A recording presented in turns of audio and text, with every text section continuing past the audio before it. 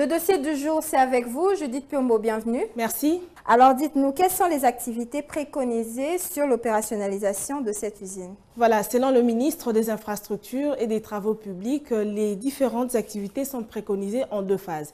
Et la première se rapporte à l'utilisation des panneaux qui sont déjà préfabriqués en stock à Kisangani. Et sur ce, il faudra d'abord, pour la délégation de la commission interministérielle et de l'Agence congolaise des grands travaux, de se rendre sur le site afin de déterminer la quantité des panneaux utilisables. En deuxième lieu, identifier les sites d'implantation des structures et pour finir, évaluer quantitativement et qualitativement les matériels et équipements de chantier nécessaires pour la construction des bâtiments.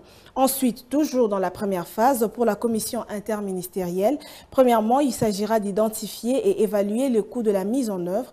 En deuxième lieu, pour finir, faire valider le portfolio des projets d'urgence à réaliser en recherchant l'arrimage au programme de développement local de 145 territoires. Et tout ceci n'engageait que la première phase. En ce qui concerne la deuxième phase, elle vise la gestion durable et la pérennisation de l'usine de production des panneaux préfabriqués. Et dans ce cadre, elle prévoit notamment la négociation et la signature de 2 contrats, puis la sélection par le maître d'ouvrage, qui est l'Agence congolaise des grands travaux, de 2 partenaires privés, l'un pour la gestion de l'usine et l'autre pour la construction des infrastructures à base des panneaux préfabriqués. Lors de la deuxième phase, vous nous avez parlé de la négociation et signature de 2 contrats. À quoi font-elles allusion?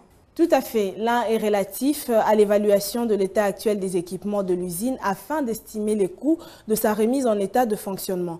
Et le second contrat est consacré à l'assistance technique à moyen ou long terme avec le fournisseur originel. Une dernière, si vous pouvez nous éclaircir, quel sera l'apport de la remise en service de cette usine? Voilà, ceci permettra au gouvernement de la République démocratique du Congo de participer au marché de construction des bâtiments et surtout de logements sociaux en vue de contribuer à la résolution de la problématique de déficit de logement. Merci à vous, Judith Piombo, pour ce dossier. Merci à vous, c'était un plaisir.